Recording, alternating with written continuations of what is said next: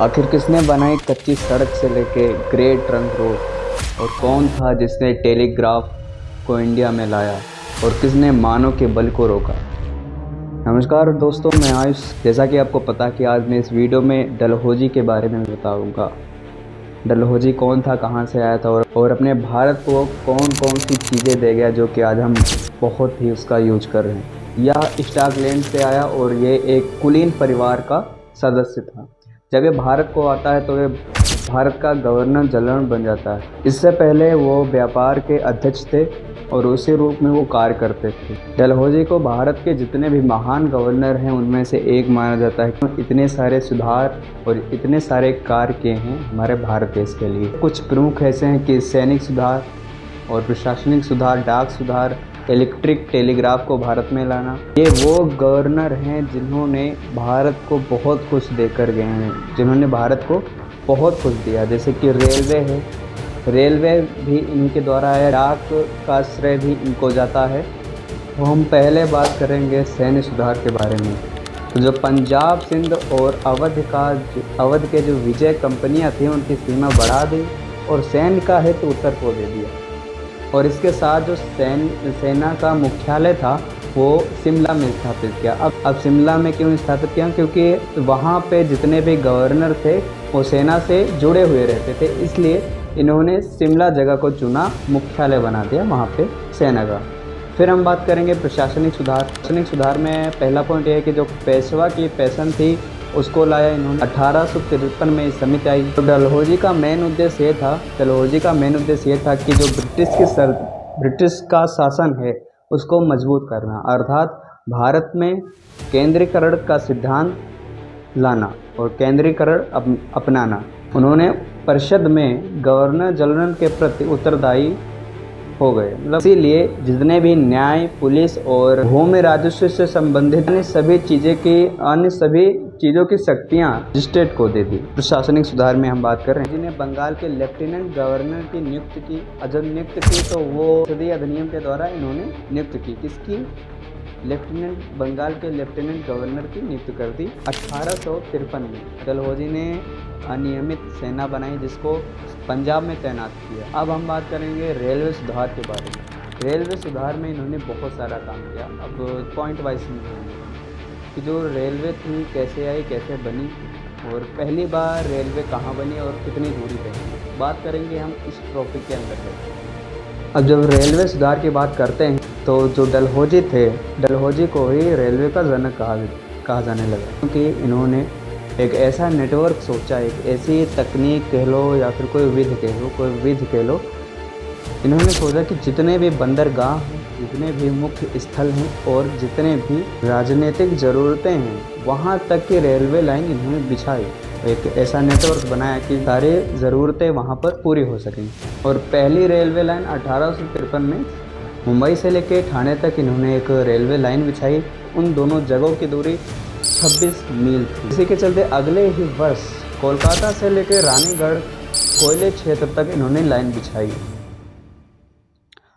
और इसी तरह से धीरे धीरे करके हमारे पूरे देश में रेलवे लाइन बिछ गई। लेकिन अभी भी उन जगहों पे रेलवे लाइन नहीं है, जैसे कि पहाड़ और नदियाँ ऐसी जगह हैं जहाँ पर रेलवे लाइन नहीं है, वहाँ पर बन भी नहीं सकती। इतना भी कुछ करके इनका दिल नहीं भरा। इन्होंने सोचा कुछ ऐसा काम किया जाए कि जैसे कि कोई सूचना होती है तो उस ज़माने में, जब 1800 की बात कर रहे हैं हम, तो 1800 के ज़माने में जब कोई सूचना भेजी जाती थी तो बहुत ही वक्त लगता था। खासकर जो राजा होते थे तो अपने राजदूत को भेजते ही थे। बाकी जो आपने गानों में सुना होगा, जा कबूतर जाओ, कबूतर के पैर में वो चिट्ठी बांधते हैं तब संदेश जाता था। तो फिर डलहौजी ने सोचा कि भारत में भी ऐसी व्यवस्था हो जो कि थोड़ा कम समय में संदेश को पहुंचाए। तो इन्होंने इलेक्ट्रॉनिक टेलीग्राफ को सोचा भारत में लाने के लिए। तो इन्होंने फिर खुदाई की, कहाँ से खाते। तो जो पहला इलेक्ट्रिक टेलीग्राफ बना 1852 में इन्होंने शुरुआत कर दी इलेक्ट्रिक टेलीग्राफ की भारत में। 1854 में इन्होंने कोलकाता से लेकर आगरा तक टेलीग्राफ लाइन को बिछा दी, जो कि 800 मील की दूरी तय करती है। और फिर 1857 में लाहौर से लेकर पेशावर तक इन्होंने लाइन बिछा दी। धीरे धीरे संचार का जो माध्यम है वो थोड़ा स्मार्ट बन रहा था, टेक्नोलॉजी की तरफ जा रहा था। तो इस तरह से हमारे भारत को बहुत सी चीज़ें थी। तो कुछ इस प्रकार से जो संचार होता था उस ज़माने में थोड़ा स्मार्ट वर्क हो गया उस टाइम पे, कि जो वक्त लगता था वो वक्त नहीं लगा।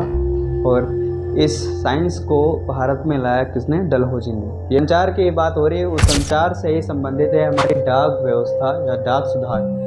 डलहौजी ने डाक सुधार भी किया। डाक व्यवस्था का भी श्रेय डलहौजी को ही जाता है, क्योंकि 1854 में उन्होंने एक नया डाकघर अधिनियम पारित किया। कुछ इसी तरह से पहली बार डाक टिकट जारी की। अब इसके बाद डलहौजी ने लोक निर्माण सुधार किया।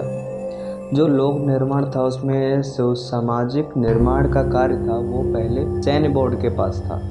जो सैन्य बोर्ड था तो वो सही से सामाजिक निर्माण कार्य पर ध्यान नहीं दे पाता था, जिसकी वजह से सामाजिक निर्माण कार्य सही से नहीं हो पाता था। तो डलहौजी ने देखा और सोचा कि सुधार किया जाए। तो फिर डलहौजी ने एक अलग सार्वजनिक निर्माण विभाग की स्थापना की। सार्वजनिक निर्माण का मतलब ये है कि जैसे कि पुल, सड़क और कोई इमारत, इनका निर्माण करना। और इसकी देख रेख के लिए मुख्य अभियंता और उच्च प्रशिक्षित इंजीनियर को इंग्लैंड से भारत में लाया और फिर ये सामाजिक निर्माण कार्य शुरू किया। बात है 8 अप्रैल 1854 की। उस समय गंगा नहर का उद्घाटन किया इन्होंने और बहुत सारी ऐसी नहरें बनाई जो कि भारत में आज बहुत ही यूज़फुल है। हम बात करेंगे समाज सुधार में। डलहौजी जो थे वो उन्होंने देखा कि जो हिंदू के राजपूत हैं वो कन्या भ्रूण की हत्या कर देते थे। तो उनको कुछ ऐसे संकेत प्राप्त होते थे कि उनको पता चल जाता था कि भ्रूण लड़का है लड़की। अगर लड़की होते थे तो उनको वहीं पे मार देते थे, मीन्स हत्या कर देते थे। तो उस पर भी रोक लगाई डलहौजी ने। साथ ही में मानव की जो बलि दी जाती थी उस पर भी रोक लगाया। इसी के चलते जब कोई इंसान अपने धर्म को छोड़कर किसी नए धर्म में जाता था तो उसकी जो पैतृक संपत्ति मतलब माता पिता के द्वारा प्राप्त संपत्ति को वो लोग क्या करते थे? नहीं देते थे। माता पिता की संपत्ति उसे नहीं दी जाती थी। इसके लिए डलहौजी ने 1850 में धार्मिक विकलांगता अभियान लाया। इसके अंतर्गत वो सारी जो समस्याएं थी वो सॉल्व हो गई। अब फिर एक अभियान लाते हैं डलहौजी साहब, कब? 1855 में, जो कि था विधवा पुनर्विवाह अभियान। इसमें जो विधवा महिलाएं होती थी उनका पुनर्विवाह का जो है विवरण दिया गया है। अब इसी के चलते जो हिंदू धर्म के लोग थे वो विद्रोह करने लगे और ये चीज़ 1857 के विद्रोह में शामिल हो गई। डलहौजी ने शिक्षा के सुधार में भी बहुत सारी महारत की, मतलब कि शिक्षा के सुधार को भी बदला डलहौजी ने। बात है 1854 की। बोर्ड ऑफ कंट्रोल के अध्यक्ष थे सर चार्ल्स वुड। शिक्षा के पूरे ढांचे को पुनर्गठन किया। शिक्षा के पूरे ढांचे को पुनर्गठन करने के लिए जो भारतीयों से इन्होंने बहुत सी सिफारिश की, उसीलिए वुड्स डिस्पैच ऑफ 1854 के नाम से जाना जाता है। इसी तरह से बहुत सारी चीज़ों को डलहौजी ने अपने भारत देश में लाया और ऐसे ही बहुत सारे सुधार किए, जिसकी वजह से आज हम लोग बहुत ही आगे हैं और तकनीकी क्षेत्र में भी हम लोग आगे हैं। ये जानकारी आपको कैसी लगी? अगर अच्छी लगी तो वीडियो को लाइक और चैनल को सब्सक्राइब ज़रूर कर दें इसी जानकारी के लिए। मिलते हैं अगले वीडियो में।